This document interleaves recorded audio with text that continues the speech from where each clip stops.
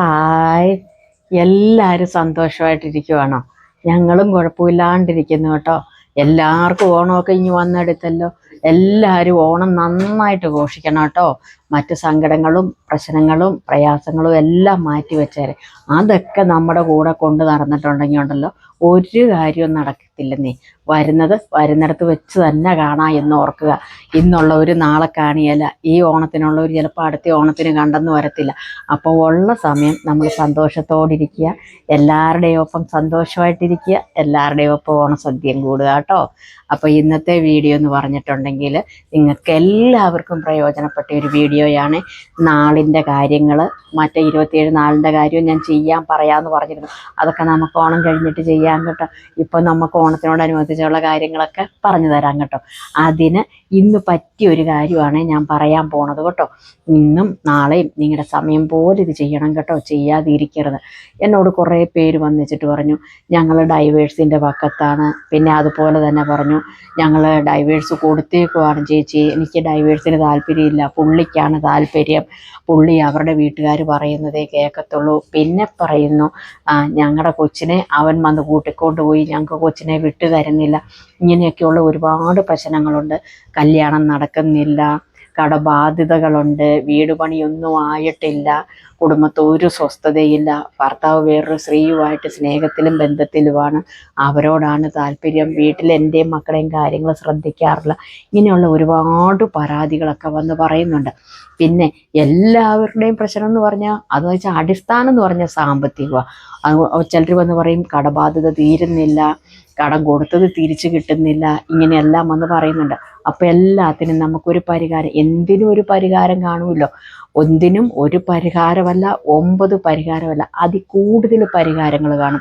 നിങ്ങൾക്ക് തന്നെ അറിയാലോ, ഒരു കാര്യം നമ്മൾ ഒരു ജ്യോത്സ്യനോട് ചെന്ന് ചോദിക്കുമ്പോൾ ആ ജ്യോത്സ്യനാര് ഒരു മറുപടി പറയും. നമ്മൾ വേറെ 9 ജ്യോത്സ്യന്മാരുടെ അടുക്ക പോയാലും അവർ 9 രീതിയിലുള്ള കാര്യങ്ങളാണ് പറയുന്നത്. ഈ 9 രീതിക്കും അതിൻ്റേതായ ഗുണങ്ങളും ഉണ്ടാകും. അത് ഓരോരുത്തരും നോക്കുന്നത് അല്ലെങ്കിൽ ആ സമയം ഇതൊക്കെ വെച്ച് നോക്കുമ്പോൾ അതിൻ്റേതായ മാറ്റങ്ങളൊക്കെ ഉണ്ടാകുന്നേ എന്ന് പറഞ്ഞത് കണക്ക് തന്നെയാണ് എല്ലാ കാര്യങ്ങളും. നമ്മൾ കുറേ നമ്പേഴ്സിൻ്റെ വീഡിയോ ചെയ്തിട്ടുണ്ട്. 12 നമ്മൾ മോതിര വിരലിലെഴുതി, 7 അതൊക്കെ നമ്മൾ വിരലിലെഴുതി, പിന്നെ കുറേ നമ്മൾ പേപ്പറിൽ എഴുതി, ശരിയല്ലേ?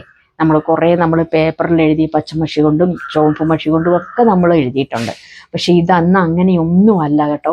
ഇന്ന് എന്താന്ന് വെച്ചാൽ ചെയ്യേണ്ടത്, നമ്മൾ ഒരു വെറ്റില എടുക്കുക, നല്ലൊരു തളിർ വെറ്റില. കടയിലൊക്കെ മേടിക്കാൻ കിട്ടും, അമ്പലത്തിൻ്റെ ഒക്കെ പരിസരത്ത് മേടിക്കാൻ കിട്ടും, ഇപ്പോഴും കിട്ടുമെന്നേ, ചിലരുടെ വീടുകളിലും ഒക്കെ ഉണ്ട് ഇത്. ഇതുപോലൊരു തളിർ വെറ്റില. ഇതിൻ്റെ ഈ വാലൊന്നും കളയരുത് കേട്ടോ. ഈ ഞെടുപ്പ് ഇത്രയും മതി, ഇവിടം കൊണ്ട് നിർത്തുക. ഇതെന്ത് ചെയ്യണമെന്ന് ചോദിച്ചു കഴിഞ്ഞിട്ടുണ്ടെങ്കിൽ ഞാൻ പറയാം. ഇത് രാവിലെ തന്നെ നമ്മൾ കുളിച്ച് ശുദ്ധവൃത്തിയോടുകൂടി മാത്രമേ ചെയ്യത്തുള്ളൂ കേട്ടോ. ഇത് നമ്മൾ രാവിലെ ചെയ്യാൻ നമ്മൾ ശ്രമിക്കണമെന്നല്ല, ഇത് രാവിലെയാണ് ചെയ്യേണ്ടത്. രാവിലെ നമ്മൾ എഴുന്നേറ്റ് കുളിച്ച് വൃത്തിയായി വന്നേച്ചിട്ട് പ്രത്യേകിച്ച് മറ്റു കാര്യങ്ങളൊന്നുമില്ല കേട്ടോ. ഇതിന് കുളിച്ച് വൃത്തിയായി വന്നിട്ട് ഈ വെറ്റില എടുക്കുക. ഈ വെറ്റില എടുത്തിട്ട്, വെറ്റിലയ്ക്ക് എന്താ കളറ്? പച്ച കളറല്ലേ?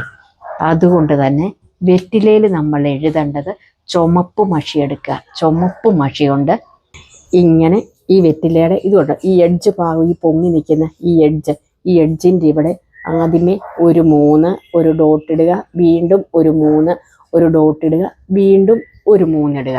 അതായത് 3 3 3 എന്ന് എഴുതുക. എന്നുവെച്ചിട്ട് എന്താ അതിൻ്റെ അടിയിലായിട്ട് എന്നുവെച്ചാൽ അതേ കൂട്ടിയെല്ലാം ഒരു ഇച്ചിരി ക്യാപ്പ് ഇട്ടിട്ട് എൻ്റെ കാര്യം സാധിച്ചു കിട്ടി എന്ന് 3 പ്രാവശ്യം എഴുതുക. എൻ്റെ കാര്യം സാധിച്ചു കിട്ടി, അല്ലെങ്കിൽ എൻ്റെ ആവശ്യം നടന്നു, ഇങ്ങനെ തന്നെ എഴുതുക. അതായത് നമ്മളൊരു കാര്യം ആഗ്രഹിച്ചു, ആ കാര്യം നടന്നു എന്ന് മാത്രം നമ്മൾ എഴുതുക, അല്ല എൻ്റെ ആഗ്രഹം സാധിച്ചു കിട്ടിയത് നമ്മൾ എഴുതുക. എന്ന് വെച്ചിട്ട് ഈ വെറ്റില ആരും തൊടാതെയും എടുക്കാത്ത ഒരു ഭദ്രമായ ഒരു സ്ഥലത്ത് വയ്ക്കുക. അതായത് പൂജാമുറിയിലോ വിളക്കേൻ്റെ അടുത്തോ ഒന്നും വെക്കേണ്ട, വേറെ 3ാമതൊരാൾ എടുക്കാത്ത ഒരു സ്ഥലത്ത് ഭദ്രമായിട്ട് വയ്ക്കുക. ഇങ്ങനെ പിറ്റേ ദിവസവും എടുത്തിട്ട് എൻ്റെ ആഗ്രഹം സാധിച്ചു കിട്ടി, അല്ലെ എൻ്റെ ആവശ്യം സാധിച്ചു കിട്ടി, 2ാമത്തെ ദിവസവും എടുത്ത് 3 പ്രാവശ്യം ഇതേൽ എഴുതുക. അതായത് ഈ 2ാമത്തെ പ്രാവശ്യം ഒന്നും എഴുതുമ്പോൾ ഈ 3 എന്ന് എഴുതണ്ട, ഇതിൻ്റെ തൊട്ട് താഴെ എൻ്റെ ആവശ്യം സാധിച്ചു കിട്ടിയെന്ന് എഴുതുക. അതിൻ്റെ അടുത്ത ദിവസവും 3-ാം ദിവസവും എടുത്തിട്ട് എൻ്റെ ആഗ്രഹം നടന്നു കിട്ടി, അല്ലെ എൻ്റെ ആവശ്യം നടന്നു എന്നിങ്ങനെ 3-ാം ദിവസവും എഴുതുക. ഈ ആദ്യത്തെ പ്രാവശ്യം മാത്രം ഈ 3 എഴുതിയാൽ മതി. ഇങ്ങനെ എഴുതിയേച്ചും കഴിഞ്ഞിട്ട് നിങ്ങളിങ്ങനെ പ്രപഞ്ചത്തിലോട്ട് ഇങ്ങനെ നോക്കിയിരുന്ന്, എൻ്റെ പ്രപഞ്ച ശക്തി, എൻ്റെ ആവശ്യം എനിക്ക് സാധിച്ച് കിട്ടണേ, എൻ്റെ ആവശ്യം എനിക്ക് സാധിച്ച് കിട്ടണേ, ഇങ്ങനെ എൻ്റെ പ്രപഞ്ച ശക്തി എൻ്റെ ഈ ആഗ്രഹം സാധിച്ചു കിട്ടണേ, അല്ലെ അത് നടക്കണേ, അല്ലെങ്കിൽ നിങ്ങളുടെ എന്ത് ആവശ്യമായിക്കോട്ടെ ആ ആഗ്രഹം സാധിച്ച് കിട്ടണേ എന്ന് പ്രപഞ്ച ശക്തിയോട് പ്രാർത്ഥിക്കുക.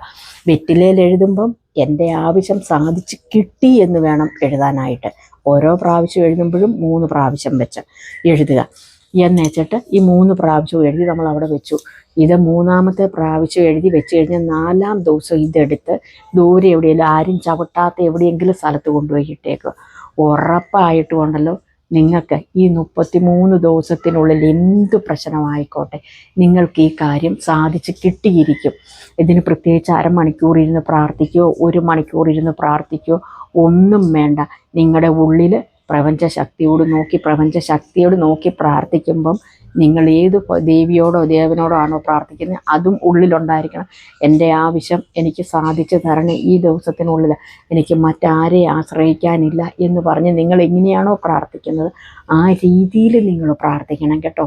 ഇതിനൊരു മാറ്റവും വരത്തില്ല കേട്ടോ. അപ്പം നമ്മൾ ഈ വെറ്റില നമുക്ക് അമ്പലത്തിലും നമ്മൾ അതായത് ഹിന്ദുക്കൾ എല്ലാ ആവശ്യങ്ങൾക്കും വെറ്റില എടുക്കുന്ന, അല്ലെ നമ്മൾ ഗണപതിക്ക് വെക്കുന്നത് വെറ്റിലയ്ക്ക് വെക്കത്തില്ലേ, അതുപോലെ നമ്മൾ വെറ്റില മാല തുളസിമാലയൊക്കെ ഉപയോഗിക്കുന്നത് പോലെയൊക്കെ തന്നെ അമ്പലത്തിലും ഒക്കെ നമ്മൾ വെറ്റിലമാല കൊടുക്കാറുണ്ട്. അതുപോലെ തന്നെ നമ്മൾ നമ്മുടെ എല്ലാ പ്രധാനപ്പെട്ട ആവശ്യങ്ങൾക്കും നമ്മൾ ദക്ഷിണ കൊടുക്കുന്നത് വെറ്റിലയിലാണ്.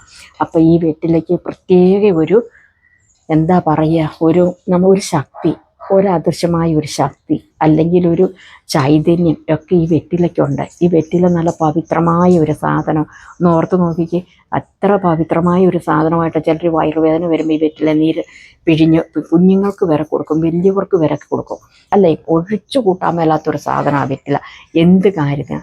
അപ്പോൾ ഈ വെറ്റിലയ്ക്കൊരു ഭയങ്കരമായിട്ടൊരു ശക്തിയുണ്ട്. അതുകൊണ്ടാണ് പറഞ്ഞത് നല്ല വൃത്തി വേണം. പീരിയഡ്സ് ആയിരിക്കുന്നവരാരും ഇത് ചെയ്യാൻ നിൽക്കരുത്. അതുപോലെ രാവിലെ കുളിച്ച് ശുദ്ധവൃത്തിയോട് കൂടി മാത്രമേ ഇത് ചെയ്യാവൂ. അത് കഴിഞ്ഞ് നിങ്ങൾ ഇറച്ചി കഴിക്കുമോ മീൻ കഴിക്കുമോ നിങ്ങളുടെ ഇഷ്ടത്തിന് പൊയ്ക്കോന്നേ. അതായത് രാവിലെ ചെയ്യണമെന്ന് പറഞ്ഞാൽ നമ്മളൊരു ഭക്ഷണം കഴിച്ച 8 മണിക്കൂറിനുള്ളിൽ അത് ദഹിച്ചു പൊക്കോളും. നമ്മൾ കുളിച്ച് കഴിയുമ്പോൾ നമ്മൾ വൃത്തിയാണ്. അതുകൊണ്ടാണ് പറഞ്ഞത് ഇത് രാവിലെ തന്നെ ചെയ്യണം.